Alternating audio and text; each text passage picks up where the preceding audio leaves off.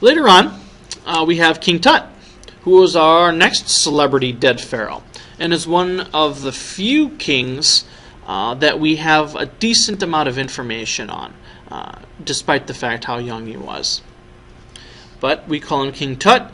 More accurately, it's pronounced King Tutankhamun.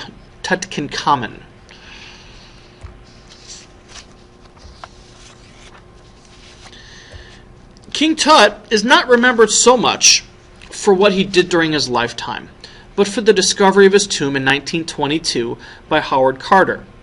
That is what made this discovery so amazing, was that the tomb itself was laid in gold and had a head mask of gold that was obviously a good depiction of what he had looked like prior to his death. King Tut only ruled for about 10 years. When he was 18, he would die, likely from a combination of infection from a leg injury and possibly malaria.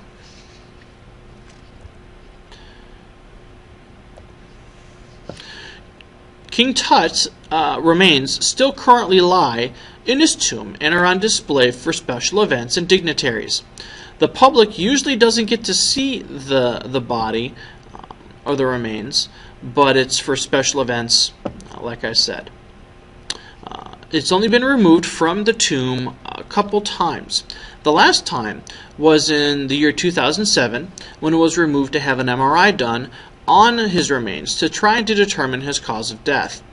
The remains were then placed inside of a climate-controlled glass box where it's preventing faster decay and decomposition caused by the humidity and the exposure to today's air and pollution and stuff. So they sealed the remains to try and preserve it for future people to come and look at. Here we see Howard Carter and his team working near the tomb of King Tut. One of the more interesting pharaohs of Egypt, at least I think he's interesting, was Rameses the Great, also known as Rameses II.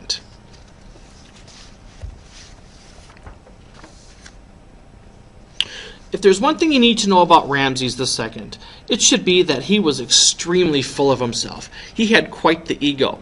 And we'll talk more about that in a minute, but he certainly had a high esteem of himself. One of the things that made Ramses different as well is that he was able to make peace treaty with the nearby Hittites. This peace treaty would last almost 100 years, leaving the area certainly very prosperous, since they were able to trade with these people instead of just fight them. While Ramses was alive, he created great temples to the god of Amun-Ra at Karnak, which is an area that was dedicated to worship of many different Egyptian gods. At Abu Simbel, which is another holy site, Ramses created 4 giant statues of himself. However, in 1964, these statues and temple that were inside or behind the statues had to be moved back several hundred feet because of the rising waters at Lake Nassar. The lake was actually a man-made lake due to them building a dam at Nassar to try and control the floods from the Nile River. The statue of Abu Simbel was not the only sign of his ego. He also had hundreds of statues carved of himself and put all throughout Egypt. It's not only did he spread his image all around the empire, he also felt it was necessary to spread himself around as well biologically. It is estimated that Ramses had over 100 children with multiple wives and insisted that he be treated as a god himself. Ultimately, he reigned for 67 years and died at the ripe age of 90 years old. So he certainly had a long and fruitful life, especially with all those kids he had to take care of. Here you can see the 4 statues of that Ramses built for himself. This is the newer location, as you can see. They had the statues. If the statues were still there today, they would actually be underneath that water, because the rising waters came up as they were creating the dam, causing what is now, or creating what is now Lake Nassar. And here we kind of get a close-up view of those 4 statues of himself. And as you can see, time has certainly taken its toll with one of the statues. It's obviously eroded, and they've never replaced it or repaired it. Nearby the 4 statues, you can catch a glimpse of one of his temples. Not only was the temple built to praise Ramses, but also his wife, who is pictured next to him, or his first wife. You can see that she is set about the same height as Ramses is. There's actually significance to this. It shows that not only is she a god equal to him, but the fact that he considers her an equal in religion as well as in power for the country. So the idea being is what she wants, she gets. What he wants, he gets. Okay? So she is an equal to him in religion and in leadership. As with all great kingdoms, eventually they would fall. The new kingdom would see many successors to Rameses II after his death, and none of them would have any power compared to that of his. With having over 100 kids, it would only be natural that they all would want a piece of the power after the Ramses' death. Many of them would bicker over who would get power next. It is Rameses III who is considered to be the last great kingdom, new kingdom pharaoh, who was a son of Rameses II, obviously. But eventually, the Philistines, the Libyans, and the Hittites would reduce Egypt to a series of broken up regional units.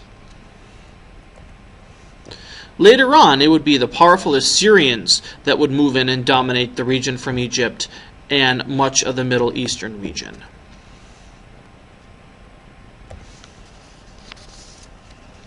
Here we see the massive empire of the Assyrians from about 900 to 607 BCE.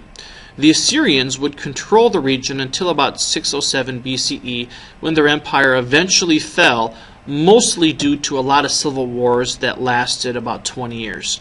So with all this power and all this land, eventually they would dissolve over people wanting power in different regions. So mostly because of the civil wars.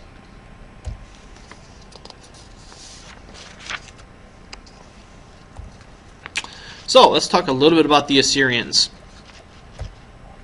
The Assyrians were certainly a mighty military machine that steamrolled their way through the region, taking control of everything in their wake. Their successful siege upon the different cities in Egypt, from their uses of a variety of newer technologies at the time, made it possible for their success. One of these technologies they used was the use of a ladder. Because of the tall walls that protected a lot of the cities, they were able to invent this ladder, and it allowed them to scale the walls. They also used iron-tipped spears, swords, and daggers to cause more damage to their enemies than simply just throwing rocks and spears by themselves, or just wood-tipped spears. Now they have iron-tipped spears, which are sharper and can be reused easily. They also were skilled in the ways of torture, which certainly would demoralize the enemy into submitting to them. And they even used a tunnel system where they would tunnel their way underneath the walls in order to attack their enemies. After the success of Egypt, they would eventually make Nineveh their capital city, where the Assyrians would eventually create a library that consisted of over 20,000 clay tablets. Kind of like the largest library of the time. But even with the Assyrians, eventually they were defeated by a combination of, yes, civil wars, and the combined armies of the Medians and the Chaldean armies.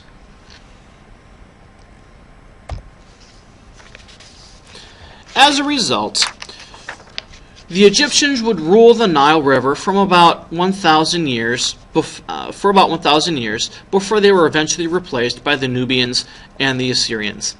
During that time, Egypt created the first empire, built colossal temples and the pyramids, and eventually would leave us with a glowing history that was entirely unique. And there we have it, the entire history of Egypt covered in only 2 lectures, mostly. There is, however, one more lecture where we're going to focus on Judaism and ancient Egypt, since it was there that religion would take root and expand eventually to create the largest religion today, Christianity. I hope you've enjoyed this lecture and got some good information out of it. As always, if you have any questions, please feel free to let me know, and I'll be happy to fill in any blanks you may have. So with that, thank you very much, and remember to stay awesome. See you next time.